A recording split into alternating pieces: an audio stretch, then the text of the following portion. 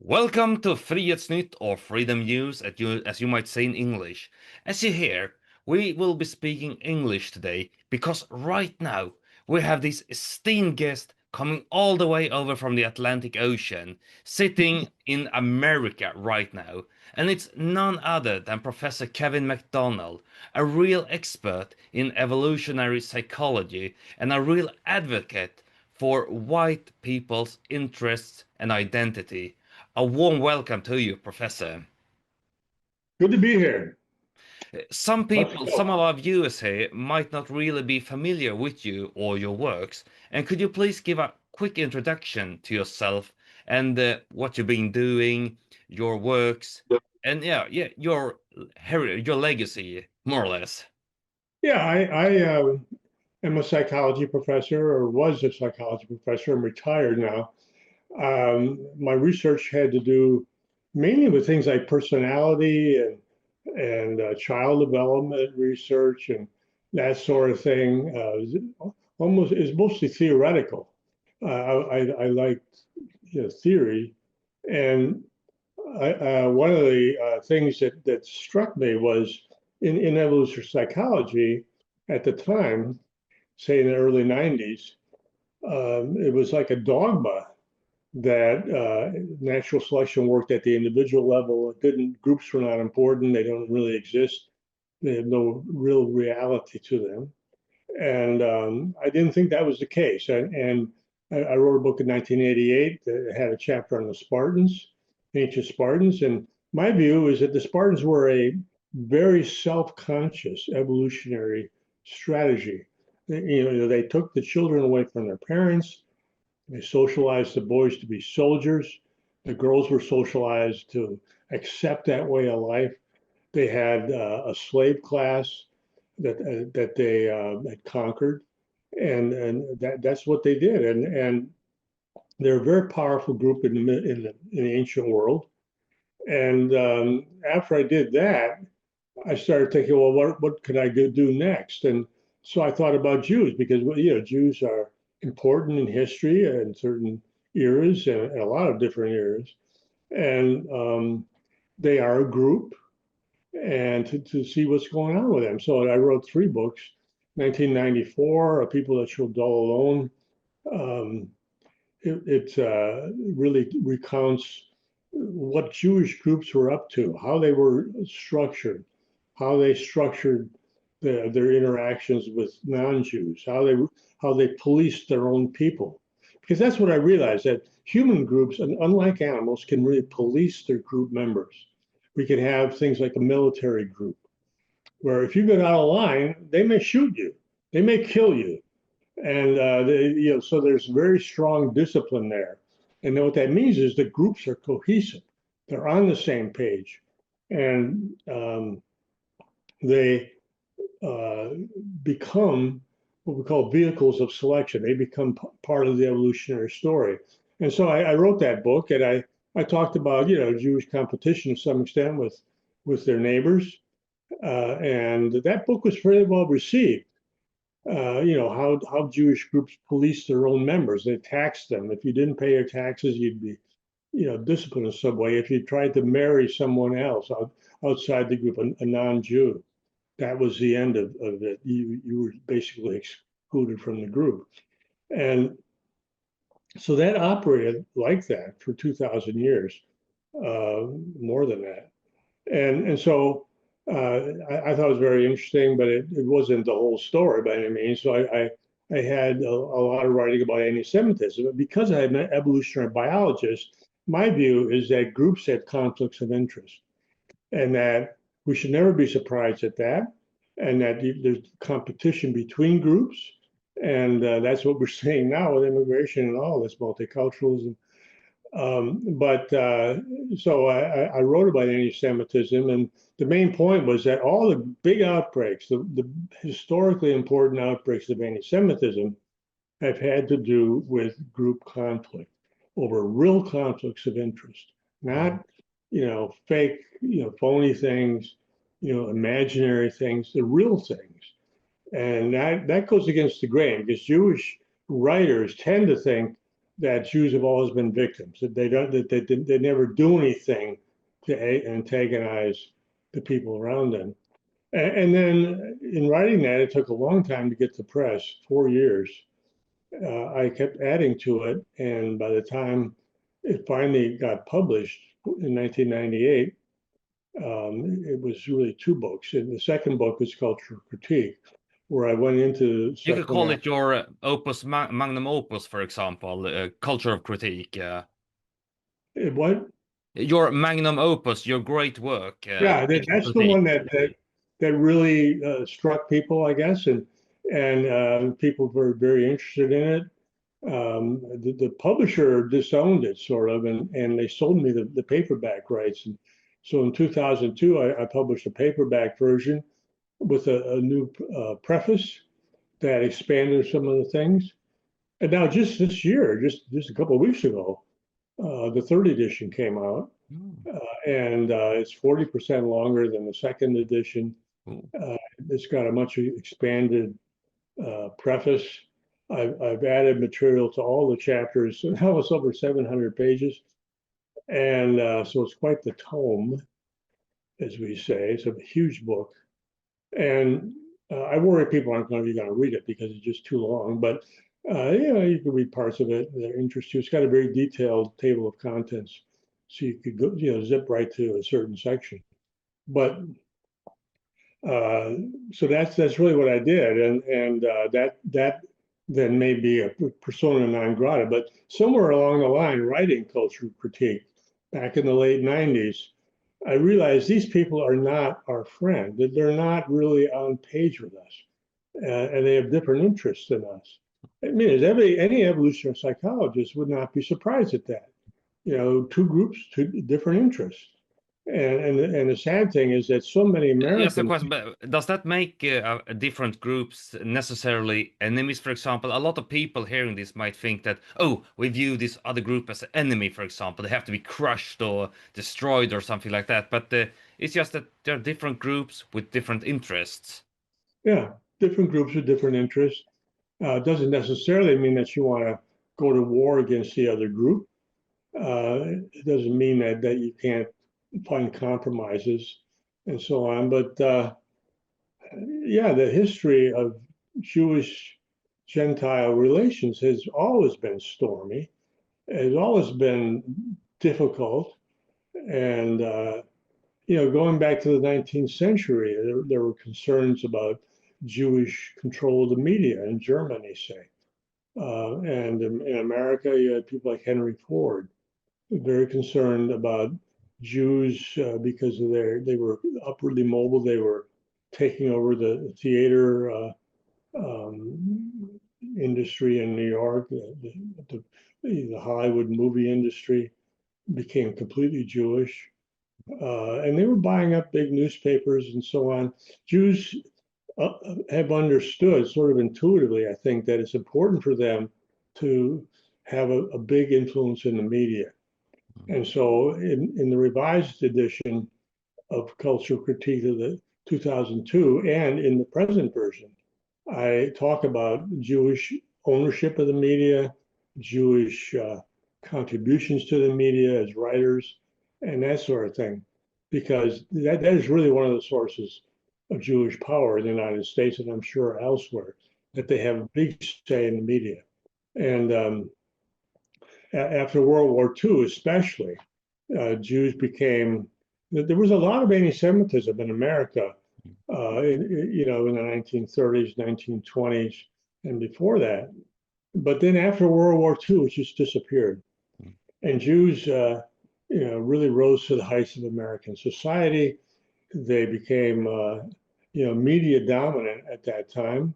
They owned all the television networks, and that was the main, ABC, NBC, CBS. They were all owned by Jews, and one of the additions I do make to the new paperback edition is relying on Andrew Joyce's article where he talks about the Frankfurt School people realized they wanted to get out more than just an academic perspective, where they were saying, the problem is white ethnocentrism. They wanted to get that message out in the media. And so you had a lot of media studies and a whole science of media influence.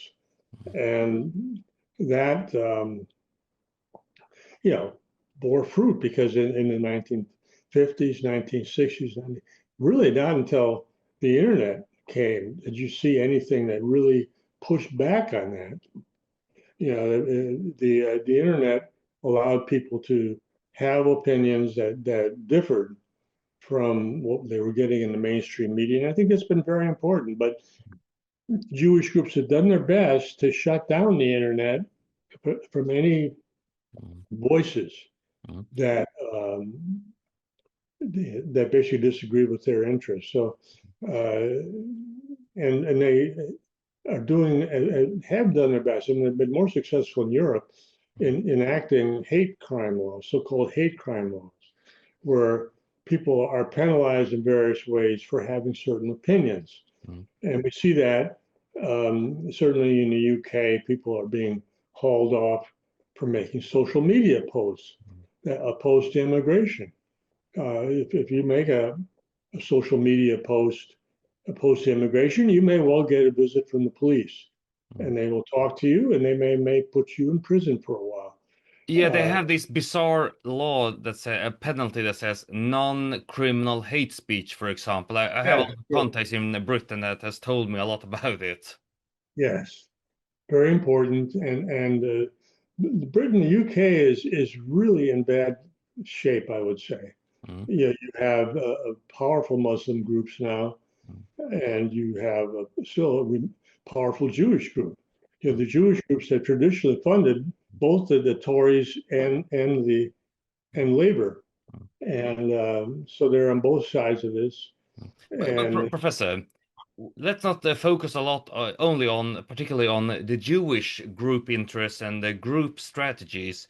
I want to talk about a little bit more about the white American ethnic identity as well, and also about the group strategies that we see awakening and evolving in Europe and the Western world.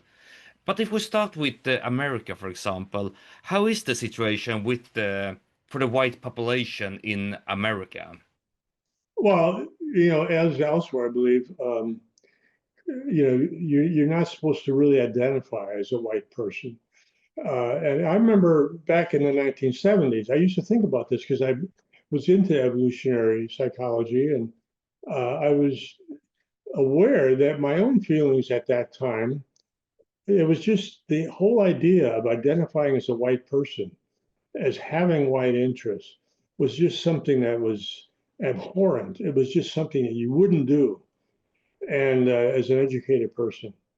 And we looked down on Southerners because Southerners had this Jim Crow system, and then they resisted desegregation and resisted having Black children in the schools and all that. So it was very difficult at that time. And again, it was only when I started really reading up on this and realizing, some of the political dynamics of the 20th century, I realized that, white people do have interests, and that these people really hate us, and they will do what they can to compromise our interests. So right now, you see more whites waking up, and we see people talking about it more. I mean, I've seen writings by Ann Coulter, by Tucker Carlson talking about whites. Charlie Kirk talked about anti-white hate a little bit. So that is becoming more mainstream. But again, there's a big uphill road there. And a lot of the conservatives that are the sort of backbone of the Republican Party, white conservatives, are evangelicals, and they're very religious. And it's very hard for them to think in ethnic terms. They think in religious terms, and they're Christian and all God's children, right? And so they're very open to multicultural, multiracial thinking. As long as they are Christian, for example. Yes, exactly, and we see that over and over again here. But again, when all this anti-white hate in the media, there's liberal television networks like MSNBC. I guess they're now NBC Now or something, and they have had people on there just really going off on white people, and you see that on CNN, MSNBC, both of which are controlled by Jews ultimately, and um, they really have uh, made white people more aware that they are under siege here. And so I do see some awakening, but again, it's very hard to get this into the mainstream to really, get it out there and stand by it and really promote it. I don't see anybody on the mainstream conservatives really doing that. Again, they hint at it, they talk about it once in a while. They don't really emphasize it enough. And I still think there's a stigma attached to it, that identifying as white is somehow immoral, is something that should not be done by an educated person, that it's illegitimate. And, just like you were saying about Sweden, that the idea that Swedes are different in some way from these Africans in any important way is just scientifically baseless. But it is well based on science. And we see that more and more. I mean, Black people in America have a huge tendency towards criminality. They don't do well in school. And, they've been trying for 50, 60 years, back to the 1960s, to raise up Black academic achievement. And it has not been successful. And right now, people are very concerned that American education is going downhill. And it's because there are more and more non-whites, really. And the whole culture is falling apart, let's face it. So a lot of white children, what do? They're on the screen, they're on social media. They don't, really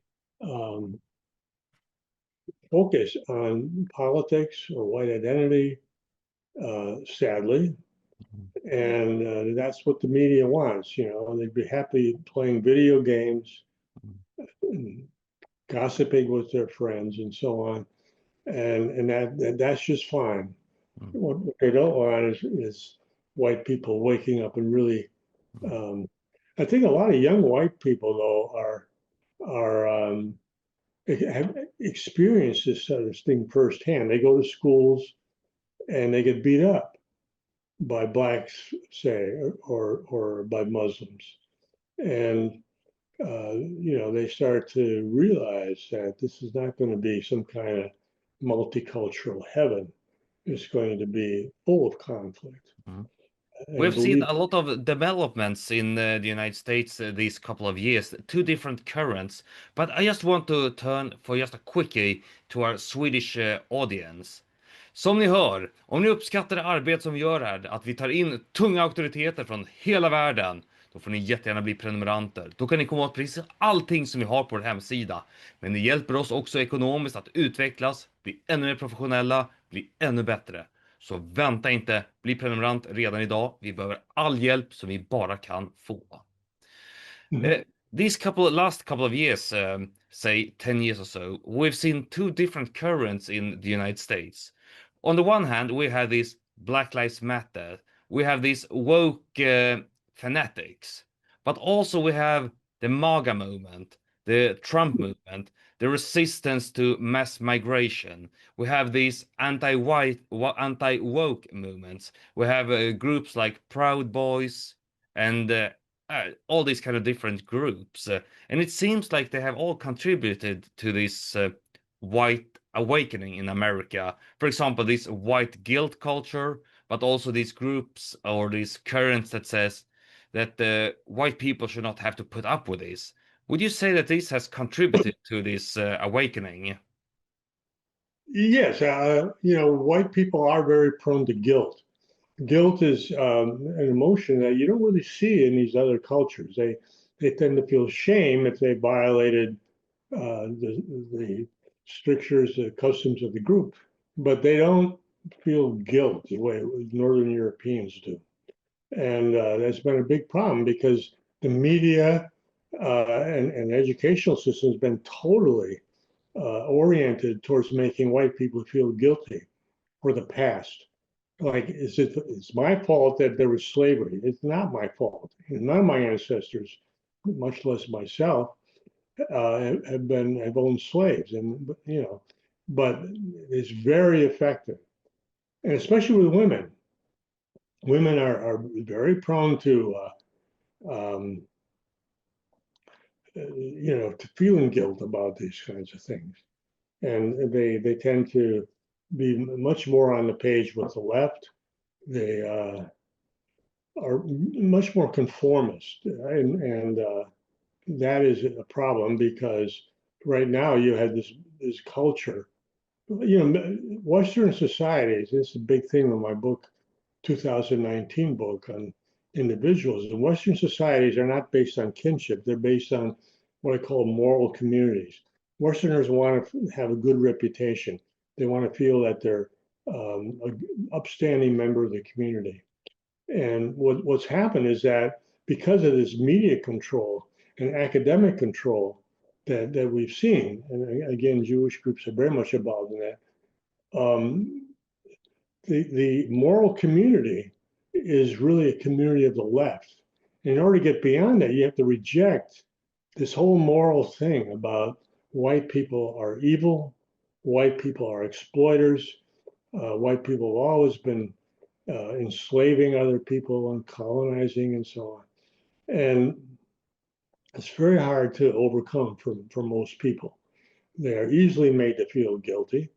And that is a big part of our problem here. So you have this woke culture, as you say. But, Donald Trump won the election, and a big part of it was opposition to, diversity, equity, and inclusion. And his administration has clamped down on that. They've prohibited this. They've gone after universities because of their enrollment decisions. You can't favor one race over another. And that's what we've seen, because Black people can't compete academically. And so the only way they can get into a good school is via affirmative action. And so all these Black people get into good universities, but then they don't do well. And they get unhappy and they end up dropping out and so on. But a certain amount, they'll get through. They'll major in Black studies or, some easy major, and they'll These get through. made up subjects, for example. Yeah. And they'll become activists, anti-white activists. So you had departments, and this is one of the big developments. I write about this in the new preface, that you had this big leftist takeover of the university. Universities were always kind of liberal in America, but they were not what they became. The 1960s were critical. And one thing that happened there, the final straw was to incorporate all these other groups like Black studies. So you can major in Black studies. You can major in Hispanic or Latino studies. You can major in gender studies. You can major in Asian studies, Jewish studies. And all these departments are activist departments.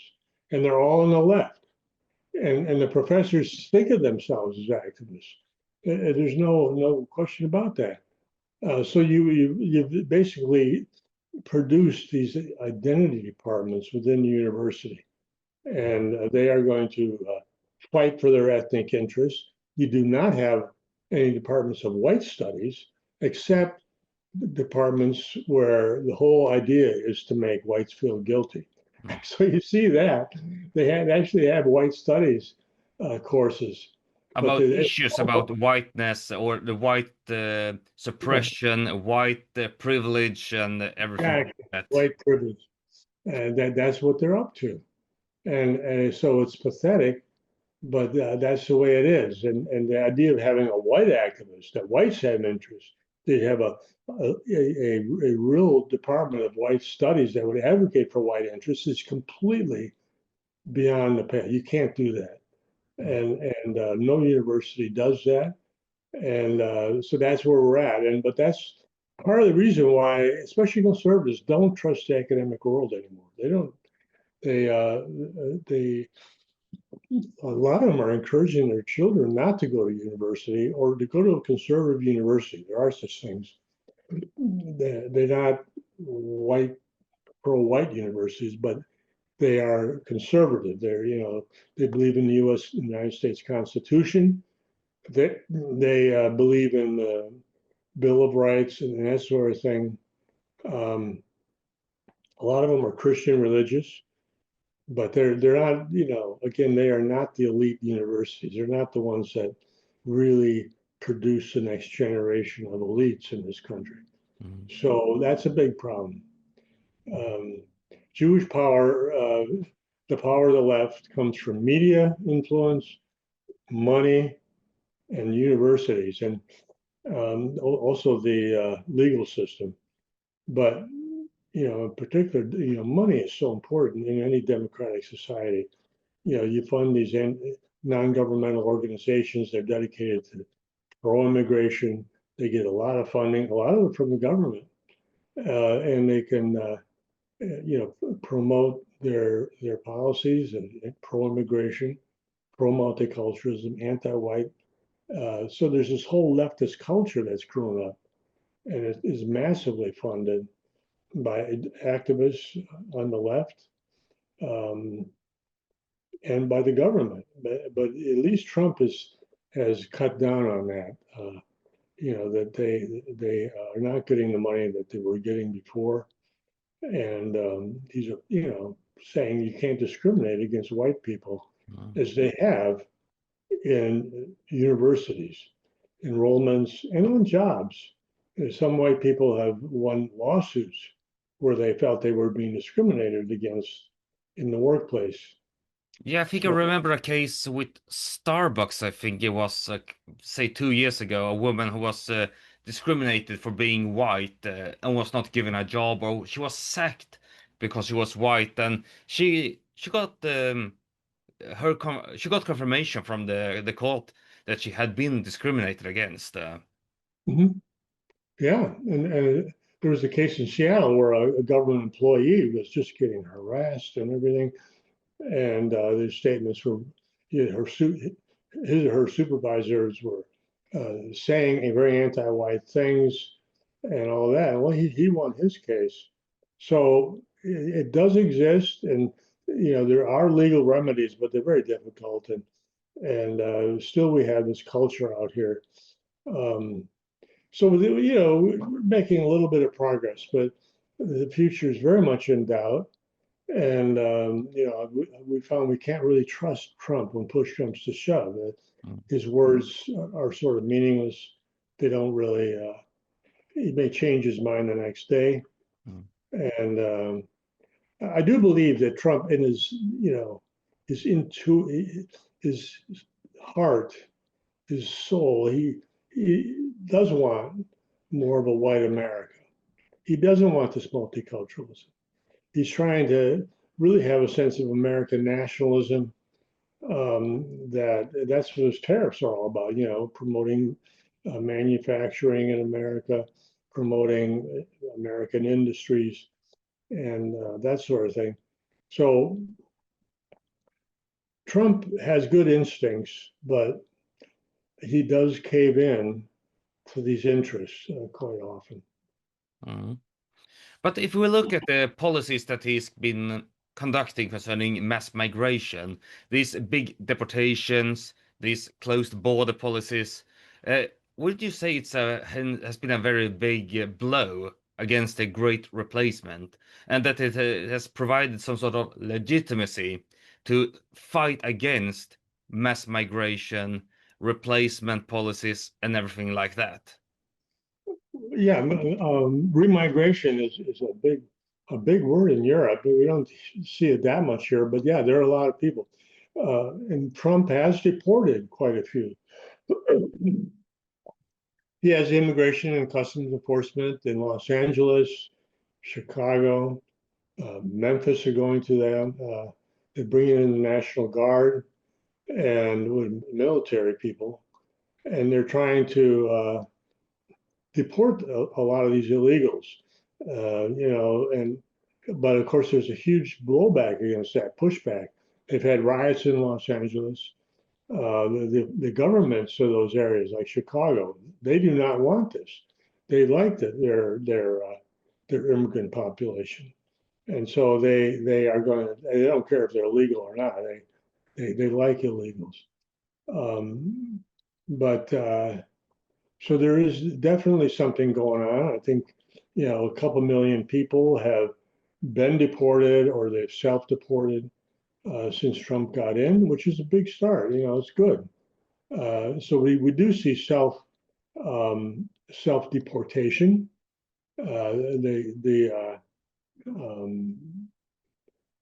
People are aware they're not welcome here. They're trying to cut off government benefits. I know they're trying to evict illegal aliens from public housing. Amazingly, and you see this in the UK, these illegal aliens come here and they put them up in housing. They give them stipends, money, and so of course they're going to come. These people come from very poor countries, dysfunctional countries, what we call the shithole countries, and Yeah.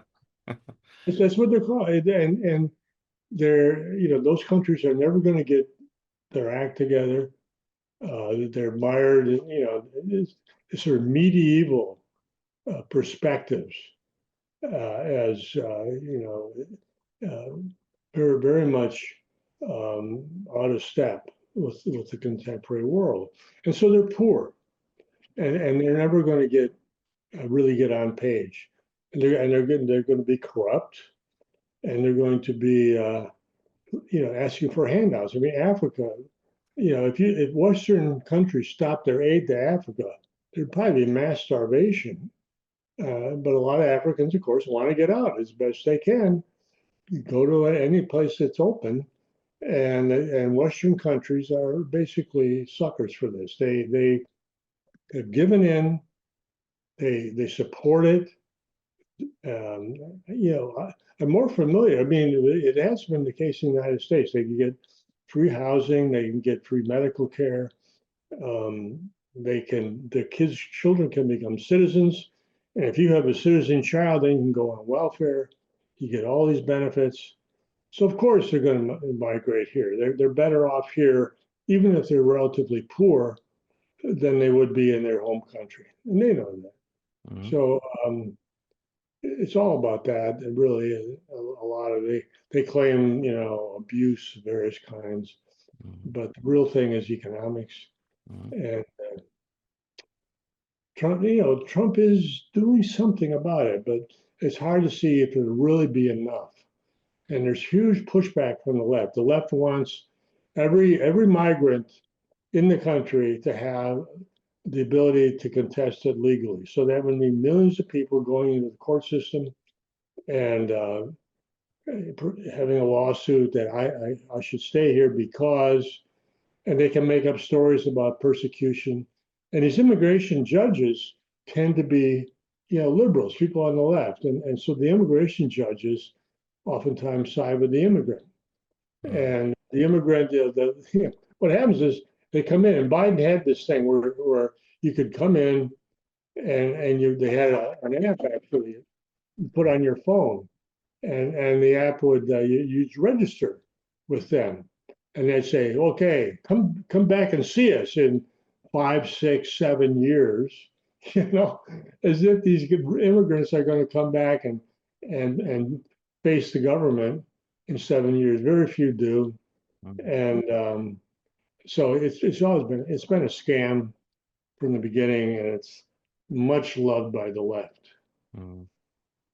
I wish to expand a little bit more on the topic of identity, of white identity, and I want to make a comparison between America and Europe. For example, in America, the impression I get is that you usually talk about whites or Caucasians like a collective group. But here in Yeah. Europe, for example, we have Swedes, we have Norwegians, we have Germans, we have English, Irish, Polish, for example. What would you say is the difference between uh, European American or white American identity and European identity? Well, because we've had blacks in the country from hundreds of years now, black white was a natural way of forming group differences. So you don't see that in Europe. European societies have been homogeneous until the last few decades, really, and so they felt, you know, they're Swedish, they're Polish, they're French, but so it is a big difference, and I would hope, you know, one problem with Europe is that you have these age-old, these very ancient animosities, you know, Poles and Germans, Mm. and Serbs and Croatians, and you know, it goes back a long, long time. And these things haven't really disappeared completely. But these people have to wake up, you know, and realize that they they can't have these intra-European disputes anymore. Mm. We have to realize that, you know, we have interests. And I know it's hard for Europeans to have a white identity, but that's really what we need. And you know, say Russia. I mean, they're white.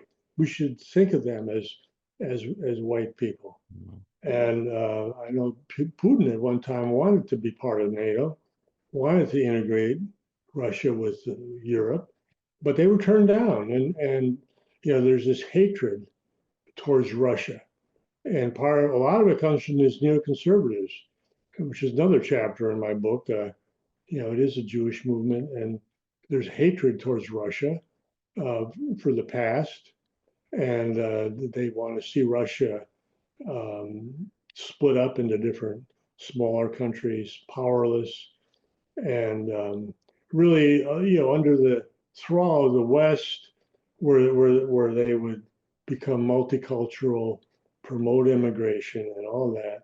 It really ceased to be Russia. Mm. You see some resistance in Eastern Europe, especially, you know, Hungary with Viktor Orban. Mm. You know, they are resisting it, Mm. and I can only applaud that. That's great.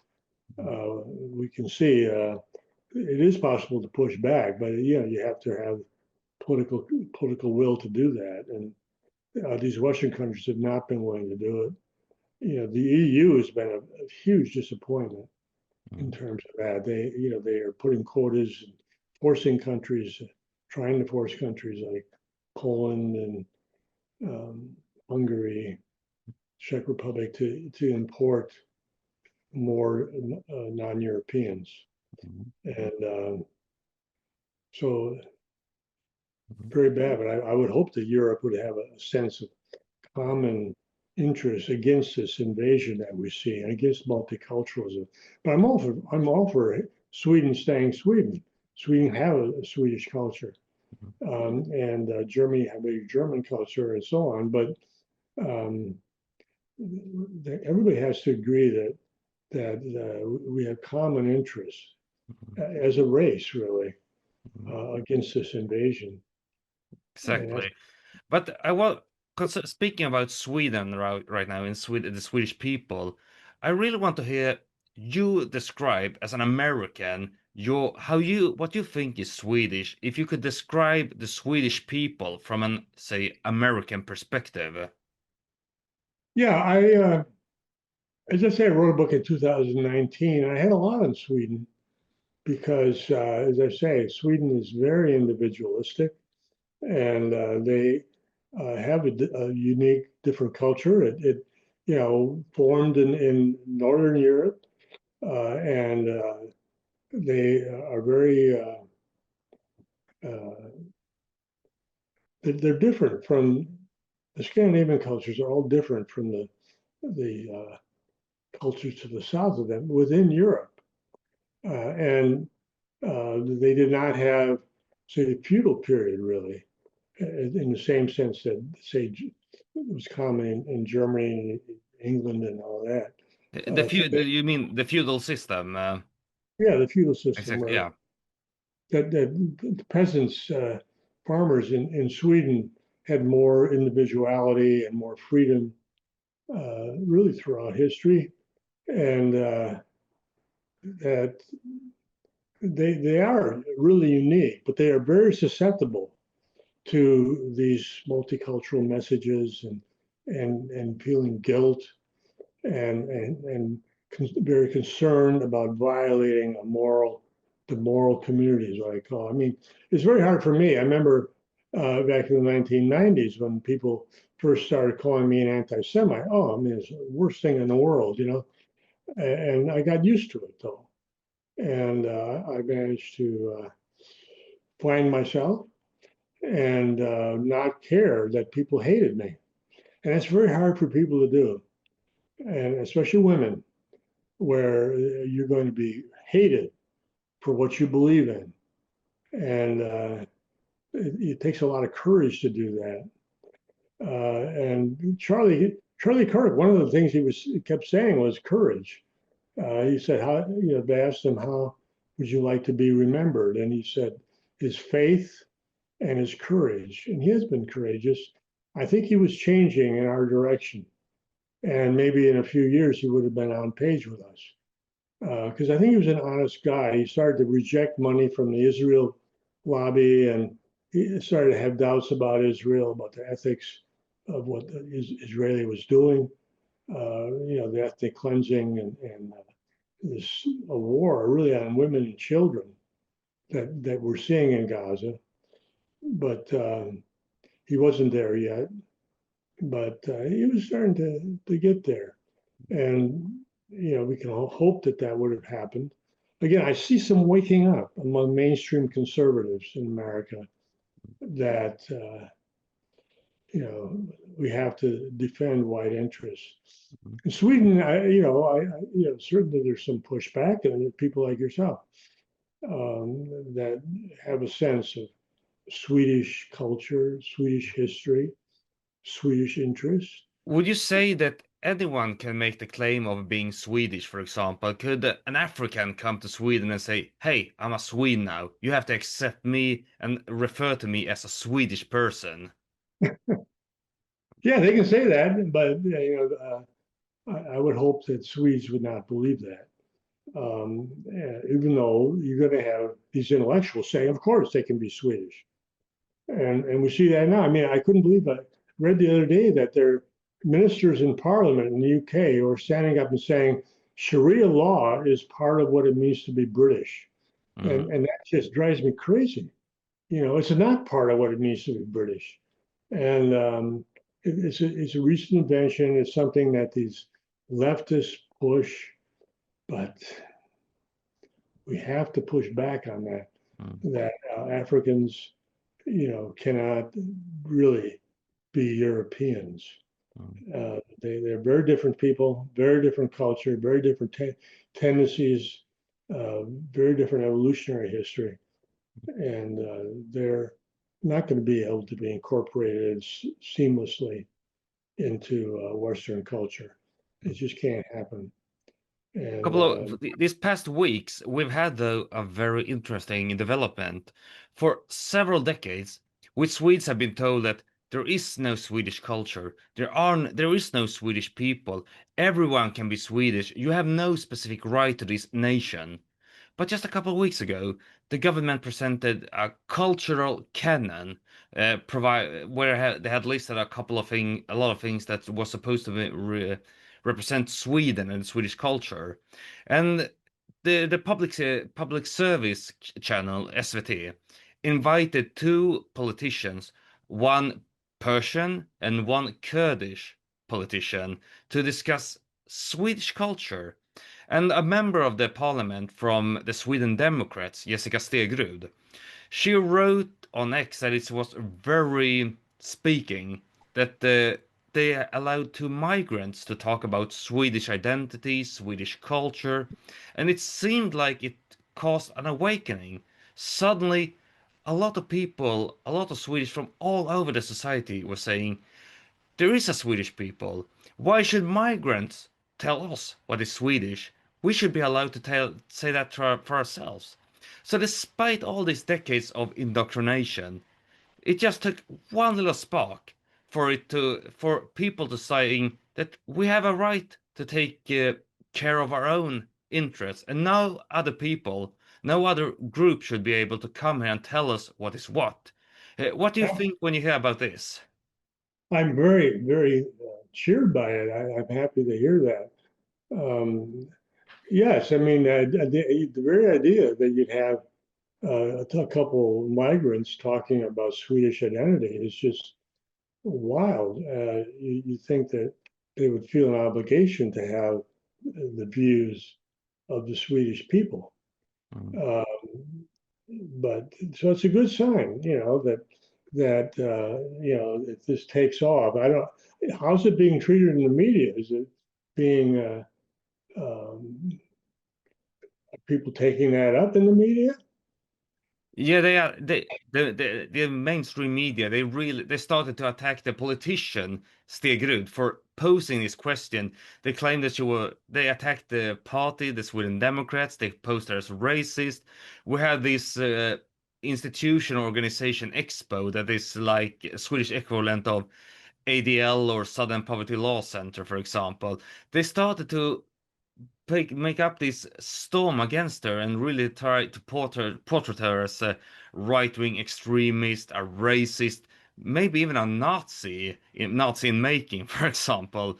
But in I have to give credit to the Sweden Democrats. They never bent to this storm. A lot of times they have done this, but they never backed away in this time. And I think it was mostly because they saw this popular support for this opinion that the Swedes are a unique group, and we have a very big scene of alternative free media that goes against this narrative, that supports this, that the Swedish people should be accepted and yeah, accepted as a unique group, a unique people. Not everyone can make claims to be Swedish, but we should have a say of who we are, and we should have this first-hand right to our own nation. So that was the media situation. Absolutely, and I'm very cheered to hear that. And sometimes this one little event can really set off something, and make people say, "Hold it, we can't have these people defining who we are." And we are unique. We're different, and we can see that every day. And we don't have these Swedish gangs as you have in the from the Middle Easterners that have come into Sweden, and you don't have the kinds of crime problems. I mean, I know rape is very common among the immigrant groups, not among the native Swedes, and that sort of thing. And people have to really process that and resonate to it. I hope it continues. Mhm. We have to wrap this interview up, but I want to, as a final question or presentation, Professor, if you could tell our viewers, provide them the arguments for why is it important for white people, Europeans, to take a stand for their interests, their identity, and their right to define themselves and their right to their own countries. Yeah, I think it's very important. Whenever I think of this question, I think of what happened in the Soviet Union after the Bolshevik Revolution.